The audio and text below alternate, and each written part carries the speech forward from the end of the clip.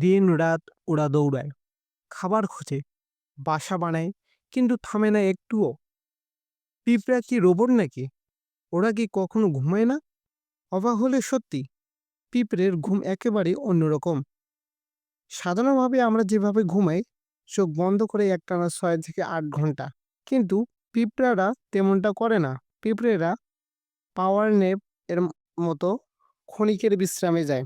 গবেষণায় দেখা গেছে একটি কর্মী পিঁপড়া দিনে প্রায় 250 বার বিশ্রাম নেয়, প্রতিবার মাত্র 1 মিনিটেরও কম।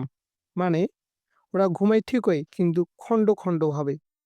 আর তাদের এই ঘুম এত ছোট যে আমরা সেটা চোখে ধরতে পারি না।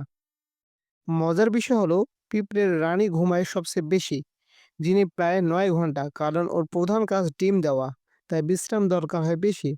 আর কর্মীরা, তারা কম ঘুমিয়ে টিকে থাকে। পিঁপড়ের ঘুম এমনভাবে ছড়িয়ে থাকে যেন কখনো পুরো কলোনি একসঙ্গে ঘুমিয়ে না পড়ে। সবসময় কেউ না কেউ জেগে থাকে কলোনি রক্ষায়। একটা এত ছোট প্রাণীও কেমন শৃঙ্খলার মাঝে বিশ্রাম আর কাজকে ব্যালেন্স করে। ভাবুন তো, যদি আমরা সবাই এমন সংগঠিত হতাম, দুনিয়া কত সুন্দর হতো। আপনার কি মনে হয়, মানুষ যদি পিঁপড়ের মতো শৃঙ্খলাবদ্ধ হতো, তবে সমাজের কি পরিবর্তন আসতো? কমেন্টে জানান আপনার ভাবনা। আর এমনই অজানা তথ্যের জন্য চ্যানেলটা সাবস্ক্রাইব করতে ভুলবেন না।